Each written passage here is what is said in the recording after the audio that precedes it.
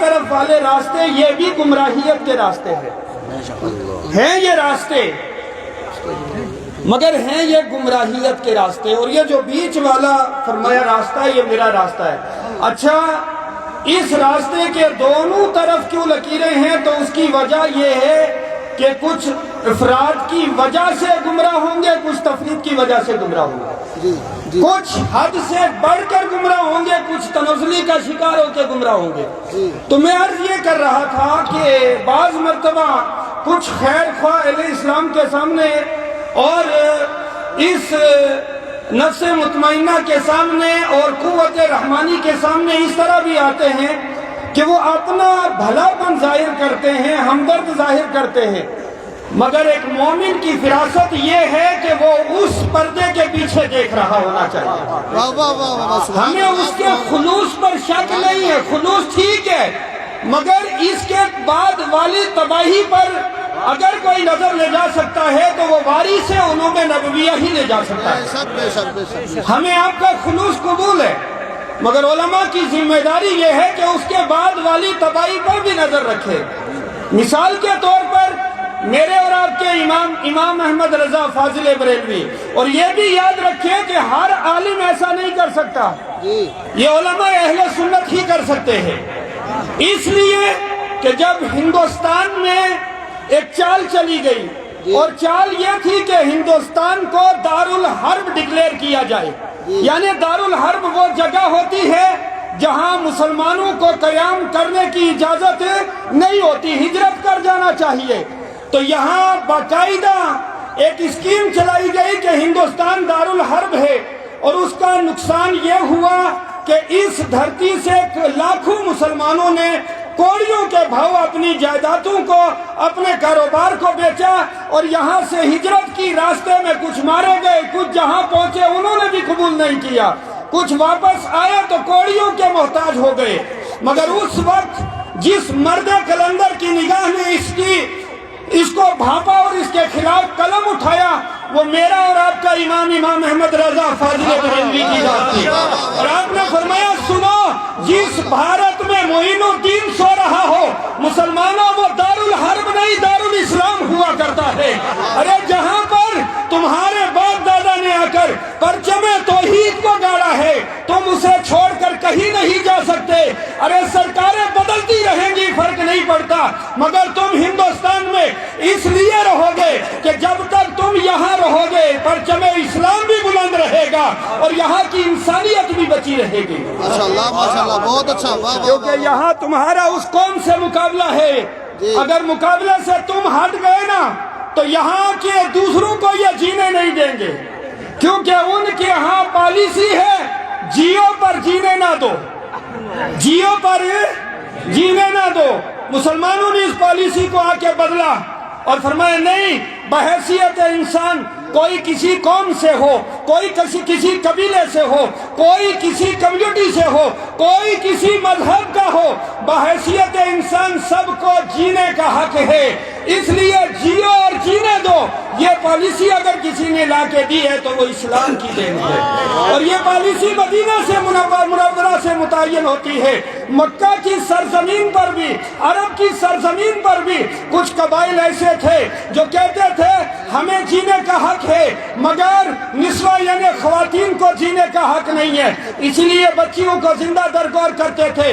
ہندوستان کی زمین پر بھی یہی کچھ ہوتا تھا کہ جناب ہم جیئیں گے، ہم اعلیٰ ذات ہیں، ہماری شان اونچی ہے کیونکہ ہم کہیں اور سے پیدا ہوئے ہیں، اور یہ جو غریب طبقہ ہے یہ جینا چاہتا ہے تو ہماری غلامی میں جیے۔ تو اسلام نے بتایا کہ انسان اپنی پیدائش کے اعتبار سے غلام نہیں، اللہ نے آزاد پیدا کیا ہے۔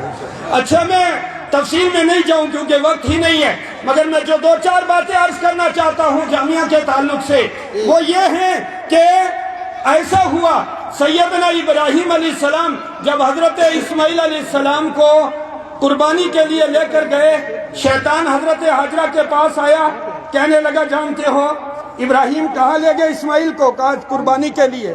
انہوں نے کہا دعوت میں لے گئے، کہا نہیں، وہ ان کو ذبح کر دیں گے۔ اب بتاؤ یہاں شیطان حضرت حاجرہ سے دشمنی کر رہا تھا یا ہمدردی کر رہا تھا؟ ظاہر سی بات ہے ہمدردی کر رہا تھا، مگر اس ہمدردی کے پیچھے ایک پیغمبر کو اس کے ارادے اور عزم سے روکنے کی پلاننگ تھی، اور ایک پیغمبر کو ذبیح اللہ ہونے سے روکنے کی پلاننگ تھی۔ تو گویا کہ خیر کا ارادہ لے کر آیا، مگر خیر کے ارادے کے پیچھے شر چھپایا تھا۔ اسی طرح ہر دور میں ہوتا رہا۔ مختصر میں پوری تاریخ کو بیان کروں، میں ہمدردوں کی ہمدردی کا منکر نہیں، مگر کچھ لوگ آئے اور کہنے لگے جامعہ انوار العلوم کو ہمارے حوالے کر دو، علماء ہم پر بھروسہ کرو، ہم تمہارے دین بدل دیں گے۔ میں نے کہا جس کے دن مدنی تاجدار نے بدلے ہو، تمہیں کی کیا ضرورت ہے اس کا دین بدلنے کی؟ ارے امت تم کہتے ہو مسلمان قوم مسلم کے یہ رہنما ڈیولپ نہیں ہو رہے، ترقی پذیر نہیں ہو رہے۔ ارے ہم صرف 1% ہیں علماء اور مدارس کے بچے، اور 99% مسلمانوں تم تو کالج اور یونیورسٹیوں میں ہو، تمہارے دل کیوں نہیں بدلتے ہیں؟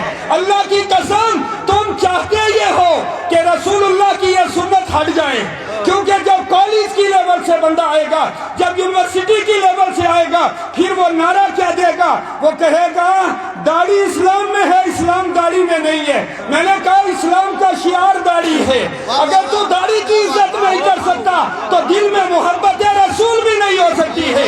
اس لیے کہ محبت کی پہچان یہ ہے کہ جس سے محبت کرو اس محبوب کی اداؤں کو بھی اپناؤ۔ نعرہ تکبیر، نعرہ رسالت، نعرہ رسالت۔ تو جامعہ انوار العلوم کے اساتذہ سے بھی کہا مدرسہ ہمیں گود دے دو، مولویوں تم صرف بیٹھ کے پڑھاؤ، باقی کام ہمارا، جس کا کام اسی کو ساجے بھائی۔ نعرہ رسالت، تاجدار ختم نبوت، تاجدار ختم نبوت، تاجدار ختم نبوت، جامعہ انوار العلوم رحمت عالم کانفرنس، نعرہ رسالت، علماء اہل سنت، جماعت اہل سنت۔ بہت اچھا بولے۔ اذا وسد الامر الى غیر اہلہ فانتظر الساعہ، جب اہل ذمہ داری سنبھال لے، حضور نے فرمایا قیامت کا انتظار کرو۔ ارے دنیا کی ہر آئیڈیالوجی کنسل ہو سکتی ہے، مگر محمد الرسول اللہ کا ایک ایک جملہ اللہ کی قسم رہنما ہے، ہدایت ہے۔ اس لیے علماء کی خدمت کرنا چاہتے ہو، مدارس کی خدمت کرنا چاہتے ہو، ان کے خادم بن کے رہو۔ اچھا کچھ لوگوں کو کیونکہ پوری زندگی یا تو وہ خود سازشوں کے شکار ہوتے یا خود سازشی ہوتے، ان کو لگتا ہے اس مولوی کی تقریر کے پیچھے فنا ہوگا، کیا بات ہے، یہ بڑی بات لگتی ہے۔ اور کچھ لوگوں کو لگتا ہے شاید، مجھے کئی بار لوگوں نے کہا تیرے پیچھے اوقاف کام کرتا ہے۔ میں آج اس ذمہ دار اسٹیج سے اپنی اوقاف ایڈمنسٹریشن کو کہنا چاہتا ہوں، اللہ کی قسم تم نے جو علماء کی تذلیل شروع کی ہے برداشت نہیں ہوگی۔ تم مولویوں کو سامنے بٹھا کے انہیں مجبور ثابت کرنا چاہتے ہو۔ جو مدرسے ہماری لوکل انتظامیہ چلاتی تھی، اوقاف کے آنے کے بعد وہ مدرسے ناکام ہو گئے ہیں۔ جموں کشمیر کے ہر ڈپارٹمنٹ کا بجٹ بنتا ہے اور اسمبلی میں اس پر بحث ہوتی ہے۔ اوقاف اسلامیہ جموں کشمیر کی انکم کتنی ہے، اخراجات کتنے ہیں، ان پیسوں کا کیوں کون کھاتا ہے؟ ہم مطالبہ کرتے ہیں انہیں سامنے لایا جائے، بہت اچھی بات ہے۔ ہمیں بتایا جائے یہ پیسہ کہاں جاتا ہے۔ اور یہ یاد رکھیں کسی کی پراپرٹی نہیں ہے اوقاف، یہ اہل اسلام اہل سنت کی پراپرٹی ہے، ہمارے باپ دادا کا وقف ہے۔ اور اگر تم نے دھاندلیاں نہ چھوڑی، اس کے لیے جس حد تک جانا پڑے گا ہم انہیں آزاد کروائیں گے، ہم یہاں دھاندلیاں نہیں چلنے دیں گے۔ اور یاد رکھیں کچھ لوگ خیال کرتے ہیں کہ شاید یہ علماء چاہتے ہیں کہ اوقاف بابا میرا ٹرسٹ کی طرف بری نظر سے دیکھے۔ ارے یہ جو بابا میاں کے ہاں بیٹھے ہیں ان کے کان مروڑنا ہم جانتے ہیں، انہیں ٹھیک کرنا ہمیں آتا ہے، مگر قطعاً پونچھ کا کوئی بھی اہل سنت کا بچہ بھی یہ قبول نہیں کرے گا کہ ٹرسٹ بابا میرا بخش کی طرف اوقاف آنکھ اٹھا کر بھی دیکھے۔ اس کے لیے سڑکوں پر آنا پڑے تو ہم حاضر ہوں گے، ہم اہل سنت کی پراپرٹیوں پر تمہیں قبضہ نہیں کرنے دیں گے۔ ظالموں ہماری پراپرٹی پر قبضہ کرو، ہمارے جو ہے تم مزار پر قبضہ کرو اور پیسہ جمع کر کے وہابیوں کو کھلاؤ، یہ قطعاً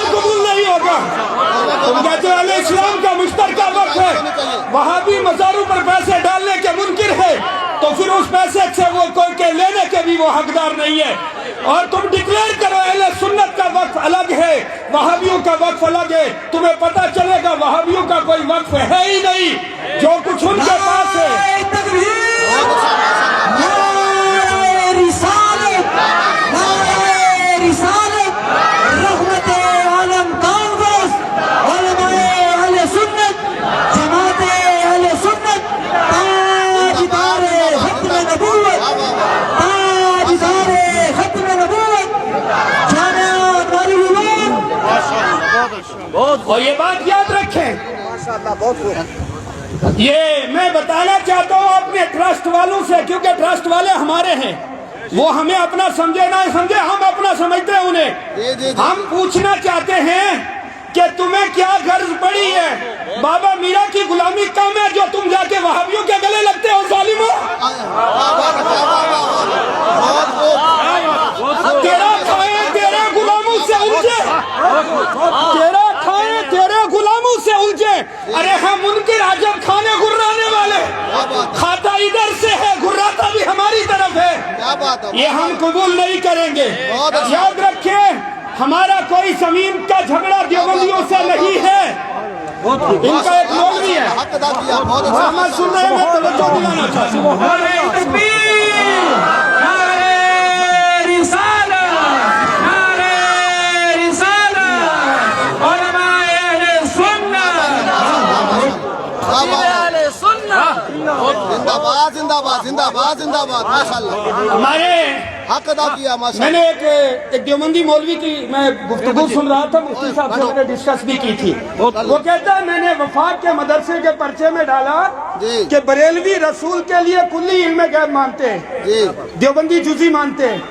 तो मैंने लिखा कि जुज़वी अतबार पे तो मुशरिक तुम भी हुए ना, क्योंकि जब इल्म गैब खासा रसूल अल्लाह का है तो गैर के लिए थोड़ा सा भी मानना शिर्क है। कहते हैं पूरे वफाक में किसी ने इस सवाल का जवाब नहीं लिखा। मैंने कहा आओ देवबंदियों, अकल बरेलवियों से उधार ले लो। क्या बात है? अरे तुम अकीदा तौहीद को समझे ही नहीं। अल्लाह की इज्जत की कसम, जो इल्म गैब मेरे नबी का है उसका एक जर्रा भी मखलूक के लिए मानना शिर्क है। हम तो रसूल के लिए इल्म गैब अताई के कायल है, और रब के लिए अताई मुमकिन नहीं है। रब के लिए अताई मुमकिन, मगर वहाबियों के यहाँ मुमकिन है। मौलवी इस्माइल देलवी इनका बानी लिख गया है कि गैब का आप जान लेना जब चाहे मालूम कर ले, अल्लाह साहिब की सिफत है, और जब ना चाहे तो ना मालूम करे। बात समझ में आ गई? मतलब ये है कि उनके यहाँ खुदा भी किसी से मालूम करता है। हमने कहा जालिमों, खुदा अलीम व खबीर है। अरे आलिमुल गैब होना उसकी सिफत असली है, और मालूम करने की बात है तो ये आमिना का लाल मालूम करता है, और वो रब से मालूम करता है। तो मैं ये कह रहा हूँ, वहाबियों के यहाँ मज़ारों पर बैठना, मज़ार का मुजाविर बनना, ये सब शिर्क है। और कुछ लोग कहते हैं कि बड़ी तकड़ी खानका का बाबा आया था, अब तो सुनियो तुम क्या जवाब दोगे। अरे हमने शख्सियतों के कलमे नहीं पढ़े, हमने मोहम्मदुर रसूलुल्लाह के कलमा पढ़ा है। उन्हें माने, उन्हें जाना, न रखा गैर से काम। लिल्लाहिल हम्द में दुनिया से मुसलमान गया। तकबीर, नारे रिसालत, मजलिस के आला हज़रत। बहुत अच्छा, माशाल्लाह। अरे डर उसको होता है जिसने पीछे कुछ बचा के रखा हो। अल्लाह की कसम, हमने तो हर दौर में कश्तियां जला दी हुई हैं। हमें इस बात की परवाह नहीं कौन राजी रहे या कौन ना, अल्लाह राजी रहना चाहिए, मदनी ताजदार राजी रहना चाहिए। माशाल्लाह। और आखिर में मैं आखिर में ये पैगाम दे जाऊं, औकाफ अगर अपने हालात को नहीं सुधारती है, हमारे कई मदरसे औकाफ ने बर्बाद किए। उलमा को इस पर तवज्जो देना चाहिए। साईं इलाही बख्श रहमतुल्लाह अलैह का मज़ार बटलकोट में, वहाँ दीनी काम औकाफ ने जीरो कर दिया है। इसके साथ भेड़िया में होने वाला मजहब दीन का काम औकाफ ने उलमा को हाथ दर्जे मजबूर कर दिया है। چھوٹا شاہ کا بھی کام کمزور ہوا ہے.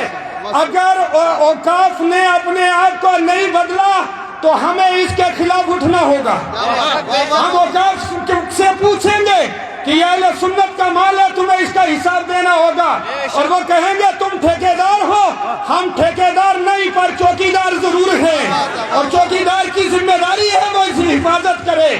اور اس کے ساتھ یہ پیغام اس پورے اسٹیج کا ہے, جامعہ انوار العلوم ہم سب کی شہرگ ہے. اچھا, ہمارے کچھ لوگوں کو یہ بھی لگتا ہے, اور کچھ کو نہیں, میں بات سیدھی کرتا ہوں ٹرسٹیوں کو. وہ کہتے ہیں میں اس بات کا متمنی ہوں کہ جامعہ انوار العلوم میں ختم بخاری کب ہوگا, کیونکہ مجھے پھر وہاں جا کے سننا پڑتا ہے. جا تو وہاں سے ختم بخاری کا ایک ملا پکڑ لا, اور جامعہ انوار العلوم کے ثانیہ کے طالب علم کے سامنے بٹھا, تجھے پتہ چل جائے گا. ارے یاد رکھ, ہم گیدڑ نہیں پیدا کرتے, شیر پیدا کرتے ہیں. شیر جو لوگ کہتے ہیں سنیو کہیں فکر کرو, وہ فلاں کے ہاں سال میں اتنے پیدا ہو رہے ہیں, تمہارے ہاں تعداد کیا ہے؟ میں نے کہا ہم نے جہاں ایک پیدا کیا پورے میدان پر بھاری ہے. 100 گیدڑ آگے بھاگتے ہوئے نظر آ رہے ہیں. یہ امام احمد رضا کے جیالے اور ہم امام احمد رضا کے شعر ہے. یہ میرے رسول کے عشق سے اور عشق رسول کی تلوار ہاتھ میں لیے ہیں. ان کے سامنے معیار تعداد نہیں ہوتی, حق پر ہونا معیار ہوتا ہے. اس لیے کوئی ہمیں تعداد سے مرغوب نہ کرے. ہم کم من فیات قلیلۃ, بہت ساری چھوٹی چھوٹی جماعتیں اللہ کے حکم سے بڑی بڑی جماعتوں پر غالب ہوتی ہے. ان کی تعداد کا کیا کہنا. اندرا مر جائے تو جا کے سمادھی پہ قرآن پڑھتے ہیں کہ کانگریس کچھ دے دے.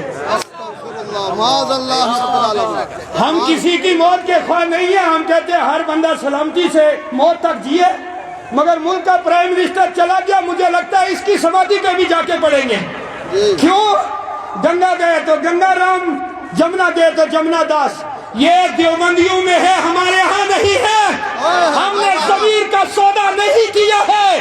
ارے میرا امام اس وقت جب انگریز کی حکومت تھی مجبوراً ڈاک ٹکٹ لگانا پڑتا تھا تو میرا امام الٹا کر کے لگاتا تھا. نعرہ تکبیر, نعرہ رسالت, علماء اہل سنت, حضرت. اور میں تاریخ یاد دلا دوں, اندرا نے ایمرجنسی لگائی اور فیصلہ یہ ہوا کہ جہاں کوئی مرد ملے اس کو کھسی کر دو. ہاں نسبندی کر دو, جہاں ملے. لوگوں کو کھیتوں میں پکڑ کے وہی نسبندی. ایک ہنگامہ کٹ رہا تھا, دیوبند سے بھی فتویٰ نکلا نسبندی حرام ہے. دیوبند کے اس وقت کے معتمین کو اٹھا کے اندر رکھا. دیوبند سے کہا جائز ہے. نہیں سنیں, میں تفصیل بیان کر رہا ہوں. ہاں, کہا نسبندی حرام ہے. مولوی خلیل کو اٹھا کے اندر رکھ دیا. تیسرے دن آل انڈیا ریڈیو پر خبر آئی اور اس کا زبانی بیان تھا, حکومت ہند کی مصلحت کے پیش نظر نسبندی حلال ہے. اس وقت تاجدار بریلوی حضور سرکار مفتی اعظم ہند علی رحمانی نے فتویٰ دیا نسبندی حرام ہے, حرام. دباؤ ڈالا, زور ڈالا گیا کہ اے مصطفیٰ رضا فتویٰ بدلو, کیونکہ لوگ ان کو پتا تھا فتویٰ کام کس کا کرتا ہے. لوگ کہتے ہیں یہ فتویٰ کوڑیوں میں, اللہ کی قسم جب ایک فتویٰ آتا ہے تو تمہاری چیخیں دیوبند تک بلند ہوتی ہے. آج بھی ہمارا فتویٰ سوشل میڈیا پر تمہارا درد بیان کرتا ہے. تکبیر, نعرہ رسالت, علماء اہل سنت. تم کہتے ہو فتوے کی اہمیت کوئی نہیں. اگر فتوے سے کچھ نہیں ہوتا تو درد کیوں ہوتا ہے؟ تمہارا درد بتاتا ہے کہ ہمارا فتویٰ کل بھی کام کرتا تھا جب حسام الحرمین کی شکل میں آیا تھا, اور ہمارا فتویٰ آج بھی کام کرتا ہے جب بھی امام احمد رضا فاضل بریلوی علیہ رحمت و رضوان کے در سے آتا ہے. یہ فتویٰ اثر کرتا ہے تبھی تم چیختے ہو. تو حضور مفتی اعظم نے فتویٰ دیا کہ نسبندی حرام ہے. بڑا شور مچا, حکومت نے ایمرجنسی کا دور تھا, ایک پورے خاص کر پنجاب میں تو ایک طوفان مچا دیا تھا حکومت نے، تو ان کے سامنے کچھ مشکل نہیں تھا، دھمکی تھی وہ اصل بھی ہو سکتی تھی۔ انہوں نے کہا مصطفیٰ رضا فتویٰ بدلو، فرمایا نہیں یہ بریلی ہے، بریلی یہاں سے فتویٰ نئی حکومتیں بدل جایا کرتی ہے، فتویٰ نہیں بدلا کرتا۔ وہی ہوا، اندرا کو جانا پڑا، مگر وہ فتویٰ آج بھی قائم ہے۔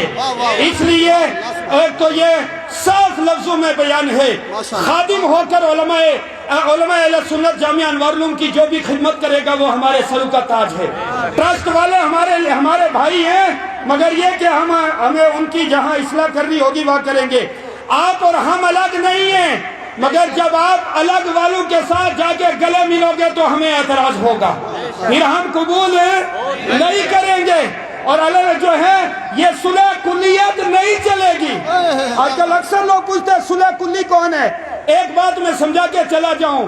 ایک بار ایک وزیر صاحب تھے اور اللہ تعالیٰ غریق رحمت فرمائے مولانا عبدالرشید رضا نعیمی صاحب کو، یقیناً ان کے ذکر کے بعد جو ہے یہ پنچ کی جو اہل سنت کی تاسیس نو اور دوبارہ سے جو اٹھنا ہے ان میں ان کا خون جگر شامل ہے۔